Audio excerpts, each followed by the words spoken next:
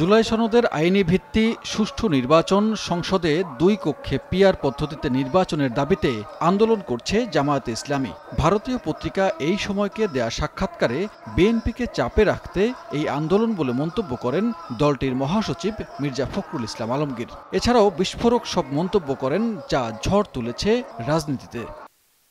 মির্জা ফখরুলের দাবি অস্বীকার করে জামায়াত বলছে তাদের আন্দোলন জনগণের দাবি। 30টি আসন ছাড় নিয়ে সমঝোতার প্রস্তাবও মিথ্যা।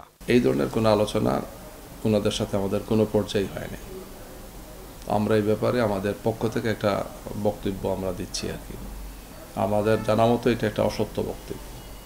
এই ধরনের কোনো আলোচনা বিএনপির কারো সাথেই হয় নাই। জামায়াতকে আর মাথায় উঠতে দেয়া হবে না, মির্জা ফখরুলের এমন মন্তব্যের প্রতিক্রিয়ায় জামায়াত নেতা বলেন তারা জনগণের সমর্থন নিয়ে রাজনীতি করেন, কারো মাথায় ওঠার জন্য নয়।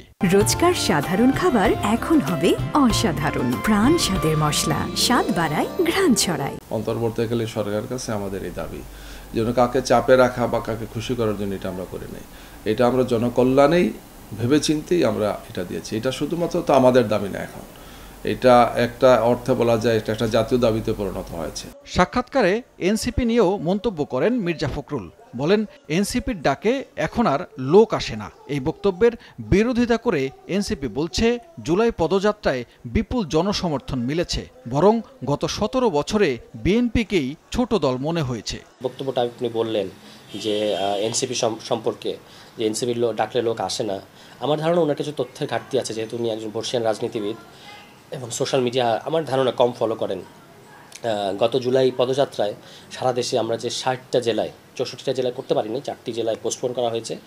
60টি জেলায় আমরা যে পদযাত্রা করলাম, প্রত্যেকটা জেলায় বিপুল জনগণের সাড়া দেখা গেছে এবং কোনো জায়গায় কিন্তু রাত 11টা, সাড়ে 11টা, 12টার দিকেও আমরা পৌঁছেছি একেবারে প্রত্যন্ত জায়গায়। সেই সমস্ত জায়গাতে আমরা মানুষের বিপুল সাড়া দেখেছি।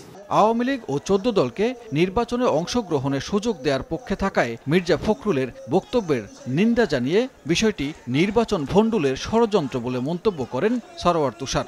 মির্জা ফখরুল ইসলাম আলমগীর এই সাক্ষাৎকারে আরেকটা কথা বলেছেন যে তিনি চান আওয়ামী লীগ, জাতীয় পার্টি, 14 দল সবাই নির্বাচনে আসুক।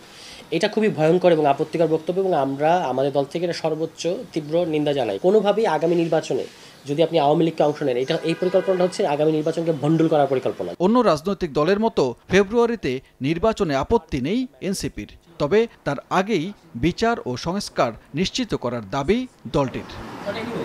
সানবীর রূপল, সময় সংবাদ, ঢাকা।